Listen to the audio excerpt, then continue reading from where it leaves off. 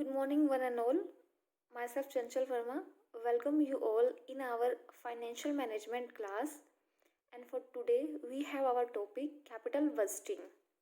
Right? So, before starting capital budgeting, we should know about the main function of FM. What is main function of FM? Sometimes people assume that it means procurement of funds, which is not true. Means जो financial management है उसका main function ऐसा नहीं है कि आपको सिर्फ funds को अरेंज करना है।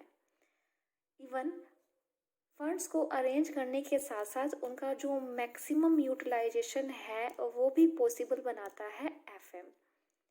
ठीक है, फाइनेंशियल मैनेजमेंट की परिभाषा क्या है कि अगर आप फंड्स को अरेंज करने के साथ साथ उनका बेस्ट यूटिलाइजेशन करते हैं तो वो सब आता है फाइनेंशियल मैनेजमेंट के अंदर। और इफेक्टिव यूटिलाइजेशन के अंदर क्या आता है कि हमें फंड्स को एलोकेट करना है। दूसरे शब्दों के अंदर हमें फंड्स को एसेट्स या फिर different activities which we perform in business we have to invest that, right. इन्हीं सब चीज़ों को हम इन्वेस्टमेंट डिसीजन के नाम से भी जानते हैं। In others word we can say that allocation of funds mean investment decision. Clear? Now further moving, investment decision को हम 2 पार्ट्स में डिवाइड करते हैं। सबसे पहले आता है शॉर्ट टर्म या फिर ऐसे डिसीजन जहाँ पर हम अपना पैसा इन्वेस्ट करते हैं करंट एसेट्स के अंदर। ठीक है, and current assets refers to those assets which can be converted into cash within 1 year. Clear? तो अगर हम शॉर्ट टर्म इन्वेस्टमेंट डिसीजन की बात करते हैं, इसके अंदर हम मैनेजमेंट करते हैं कैश एंड वर्किंग कैपिटल की, जो हम आगे वाले चैप्टर्स के अंदर पढ़ेंगे। सेकेंडली, टर्म के अंदर इन्वेस्टमेंट डिसीजन को डिवाइड किया गया है लॉन्ग टर्म इन्वेस्टमेंट डिसीजन, या फिर जिसके अंदर हम फिक्स एसेट्स को परचेज करने संबंधित, फिक्स एसेट को रिन्यू करने के संबंधित निर्णय लेते हैं। मीन्स ऐसे डिसीजन जिनका बेनिफिट लंबे समय तक रहने वाला है, इन डिसीजन को हम कैपिटल बस्टिंग डिसीजन या फिर कैपिटल एक्सपेंडिचर डिसीजन कहते हैं। क्लियर?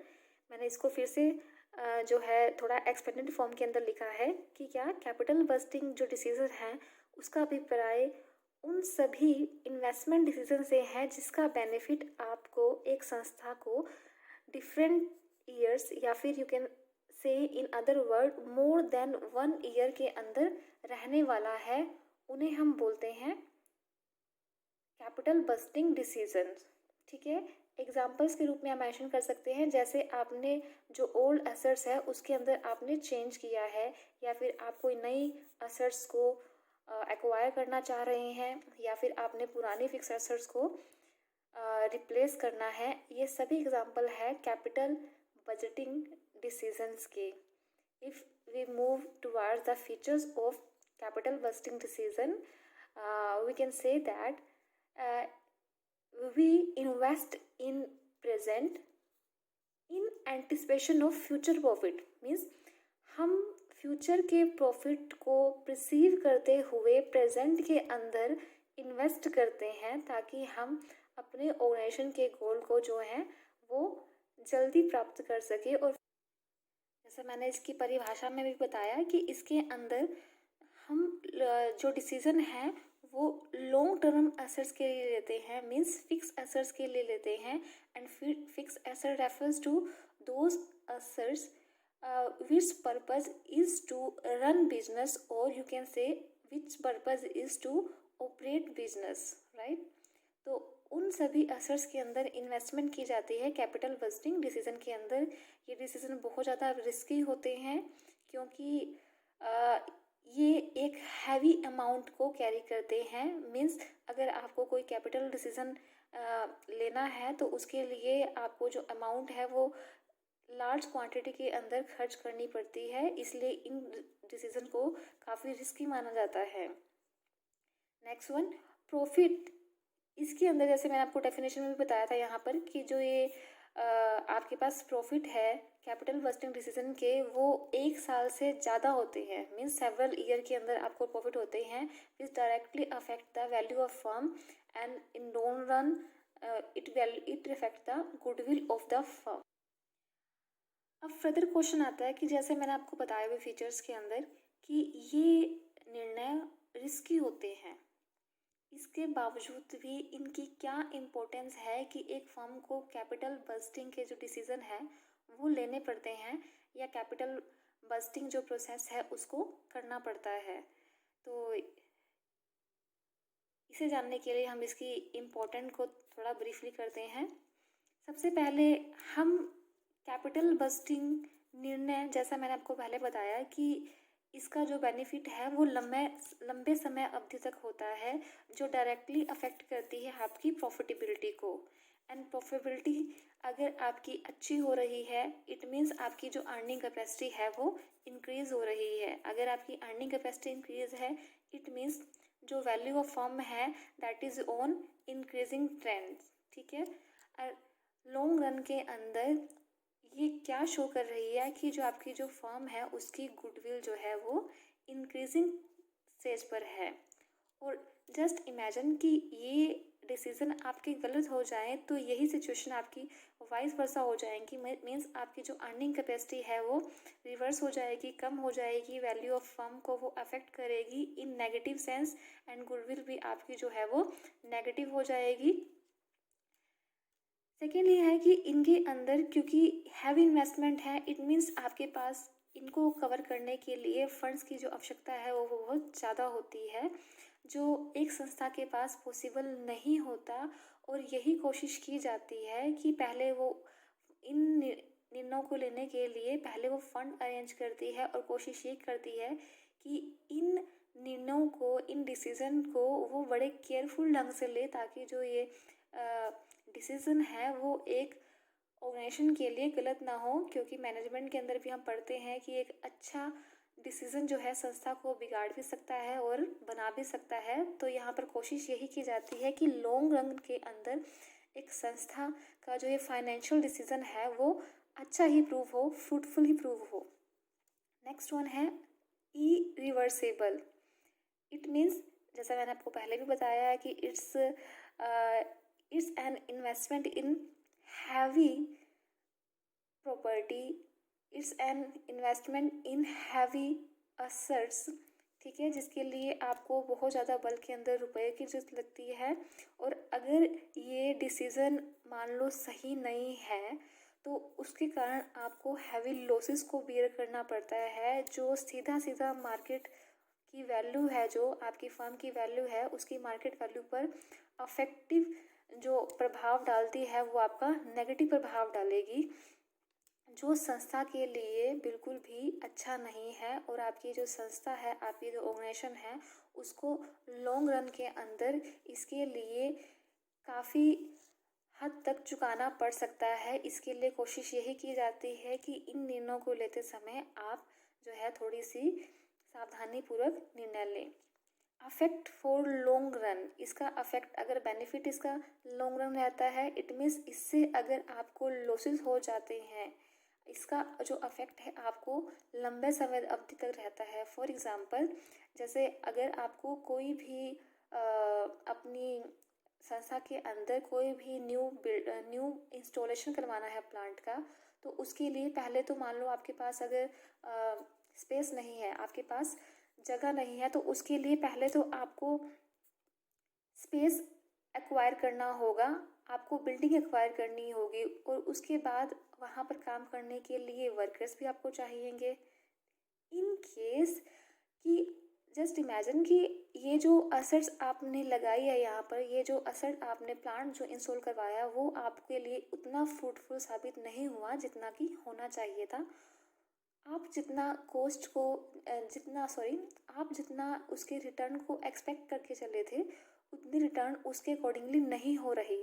तो उसके अकॉर्डिंग होगा क्या कि आपकी जो कॉस्ट है, जैसे मैंने आपको बताया कि इसके लिए आपको बिल्डिंग भी एक्वायर करनी पड़ेगी, आपको इसके लिए वर्कर्स को भी हायर करना पड़ेगा, और इसके साथ साथ इसको जो प्लांट की इंस्टॉलेशन कॉस्ट है वो भी आएगी, कुल मिलाकर आपका जो एक्सपेंस है वो बढ़ जाएगा और इसके कंपैरिजन में आपकी जो कॉस्ट है वो ज़्यादा आएगी रिटर्न के कंपैरिजन में, जो एक अच्छा साइन नहीं है बिजनेस के लिए, बिजनेस की प्रॉफिटेबिलिटी के लिए। नेक्स्ट वन,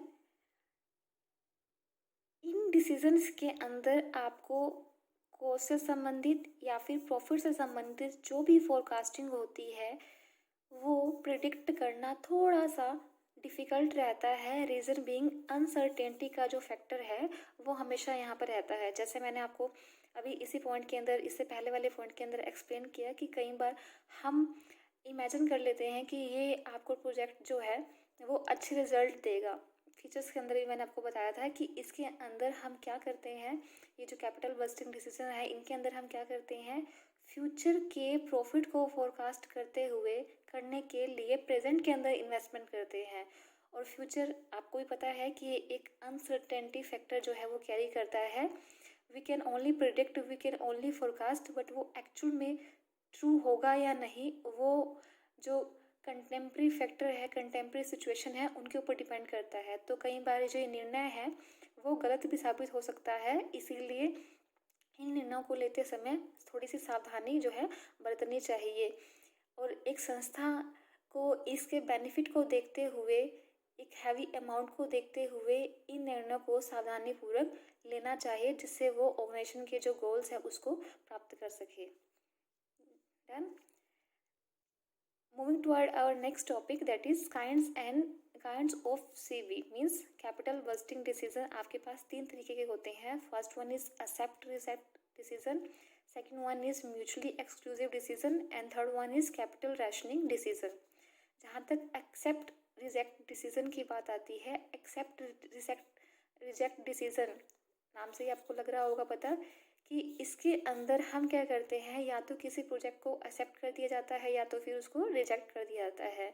और वो किस बेस पर किया जाता है, हम इसके अंदर क्या करते हैं, एक स्टैंडर्ड कॉस्ट जो है, एक स्टैंडर्ड जो आउटपुट है वो मानकर चली जाती है। एक जो मैन्युफैक्चरर है उसके द्वारा, एक जो बिजनेसमैन है उसके द्वारा, कि अगर कोई भी प्रोजेक्ट है उसे एक स्टैंडर्ड रेट से कम रिटर्न दे रहा है या उसकी जो कॉस्ट है, उसकी कॉस्ट जो है उसकी रिटर्न से ज़्यादा है तो उसको रिजेक्ट कर लिया जाता है।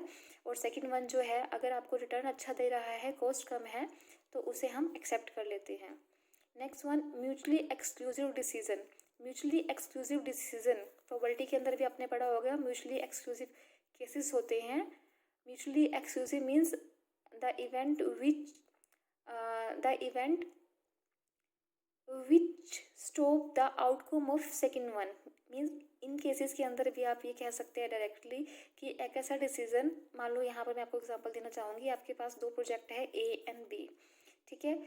आप यहाँ पर आपको, जैसा मैंने बताया कि इन डिसीजंस के अंदर जो इन्वेस्टमेंट है वो हाई अमाउंट के अंदर लगती है, बहुत ज़्यादा क्वांटिटी के अंदर लगती है, लार्ज अमाउंट के अंदर लगती है। तो एक संस्था के अंदर मान लो ये पॉसिबल नहीं है हमारे पास कि हम दोनों प्रोजेक्ट को कैरी कर सके, दोनों प्रोजेक्ट को कंटिन्यू कर सके, तो हमें इन दोनों में से कौन सा बेहतर है ये जानने के लिए इन दोनों की कॉस्ट को, इन दोनों के पे बैक पीरियड को, इन दोनों की जो प्रॉफिटेबिलिटी है उनको कंपैरिजन करना होगा, और इन दोनों में से जो बेहतर होगा हम उसको एक्सेप्ट कर लेंगे, ठीक है। अब यहाँ पर मैंने एक के लिए दूसरे को छोड़ा है, इसलिए हम इसको म्यूचुअली एक्सक्लूसिव डिसीजन कहेंगे। मीन्स जहाँ पर आपको एक के सेक्रीफाइस करना पड़े और सेकंड को आप जो है एक्सेप्ट करते हैं, राइट।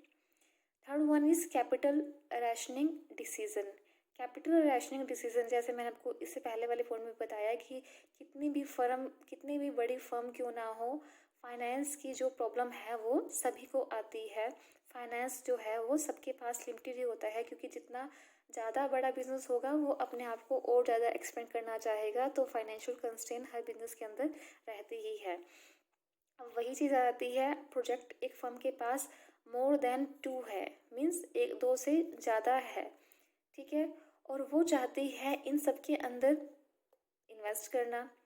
कैसे करेगी, हम क्या करेंगे कि project wise A B C D, मान लो आपके पास 5 प्रोजेक्ट हैं, वो क्या करेगी, प्रोजेक्ट ए टू ई, हर प्रोजेक्ट की कॉस्ट, हर प्रोजेक्ट की जो प्रॉफिटेबिलिटी है, हर प्रोजेक्ट की एनपीवी, उन सभी जितने भी फैक्टर्स हैं उनको कंसिडर करते हुए उनकी रैंकिंग की जाएगी और उनके आधार पर सब प्रोजेक्ट्स को धीरे धीरे हम थोड़ी थोड़ी जो अमाउंट है वो एलोकेटेड कर देंगे on the basis of their ranking, जिसके कारण हम एक ऐसी कंपोजिशन तैयार कर लेंगे कि हम हर एक प्रोजेक्ट के अंदर थोड़ा थोड़ा जो पैसा है वो इन्वेस्ट कर सकते हैं ताकि हमें बेस्ट रिटर्न मिले, राइट। इस तरीके से हम इसके अंदर कैपिटल बस्टिंग के ये जो डिसीजन है वो इम्प्लीमेंट करेंगे। चलिए नेक्स्ट चलते हैं इनकी टेक्निक्स की ओर कि कैपिटल बस्टिंग के अंदर हम किस तरीके से ये जो डिसीजन है वो इम्प्लीमेंट कर सकते हैं। इसके लिए हमें दो मेथड के अंदर कैटेगराइज किया गया है इस टेक्निक्स को। एक है ट्रेडिशनल मेथड, सेकंड है सफिस्टिकेटेड मेथड या फिर जिसे हम दो शब्दों में डिस्काउंट कैश फ्लो मेथड भी कहते हैं। जहाँ तक ट्रेडिशनल मेथड की बात है उसके अंदर हमारे पास दो विधियाँ दी गई है। फर्स्ट इज पे back method and second is average rate of return method. पे बैक मेथड जैसा आपको इसके नाम से भी लग रहा होगा, पे बैक मेथड मीन्स ये एक ऐसा मेथड है, एक ऐसी विधि है जहाँ पर हम ये देखते हैं कि जो पैसा आपने एक प्रोजेक्ट को के इनिशियल स्टेज के अंदर लगाया था वो जितना जल्दी पूरा हो जाए, एक प्रोजेक्ट आपके लिए उतना ही ज़्यादा बेनिफिशियरी होगा। फॉर एग्ज़ाम्पल दो शब्दों के अंदर अगर आपके पास दो प्रोजेक्ट है, project A and project B, एक आपको 2 साल के अंदर वो इन्वेस्टमेंट दे रहा है जो उसकी इनिशियली इन्वेस्टमेंट थी, और सेकंड आपको 5 साल के अंदर वो रुपए पूरे कर रहा है, तो हम नेचुरली इसमें से जो कम वाला है, जो आपको कम साल के अंदर पे कर रहा है आपका जो इनिशियल आउटले है, हम उसे प्रेफर करेंगे, राइट। जहाँ तक इसके बेनिफिट की बात है, ये इजी है निकालने के लिए, और जो फर्म्स लिक्विडिटी की समस्या से जूझ रही होती है वो इस मेथड को ज़्यादा अडोप्ट करती है क्योंकि उन्हें जो इन्वेस्टमेंट है वो शॉर्ट टर्म एसेट्स के अंदर जो है शॉर्ट टर्म डिसीजन उन्हें लेने होते हैं, राइट। जहाँ तक इसकी नेगेटिव पॉइंट्स की बात है, डिसएडवांटेज की बात है, इस मेथड की सबसे बड़ी ड्रॉबैक ये है कि ये कैश फ्लो सिर्फ उन्हीं सालों तक कंसिडर करती है जब तक कि आपका जो पीरियड है वो कैशबैक नहीं होता, पे बैक नहीं होता, जबकि उस साल के बाद के सभी प्रॉफिट्स को इग्नोर करती है, जो कि इसकी मेजर ड्रॉबैक है। इसके साथ ही साथ इस मेथड के अंदर टाइम वैल्यू ऑफ मनी को भी कंसिडर नहीं किया गया। जैसे ऐसे हो सकता है कि हम दो प्रोजेक्ट को अगर कंपैरिजन कर रहे हैं, हो सकता है कि एक प्रोजेक्ट आपके पास इनिशियल पीरियड के अंदर आपको कम इनफ्लो दे और सेकंड लास्ट के अंदर आपको अच्छा इनफ्लो दे, जबकि ये मेथड इस चीज़ को कंसीडर नहीं करता।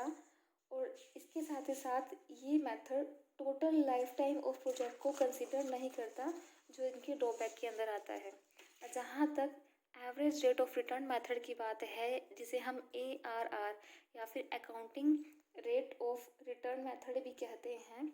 Accounting rate of return method, फिर से इसके नाम को मैं रिपीट कर रही हूँ क्योंकि इसके अंदर हम अकाउंटिंग प्रॉफिट को लेते हैं, जो इसकी मेजर ड्रॉबैक है।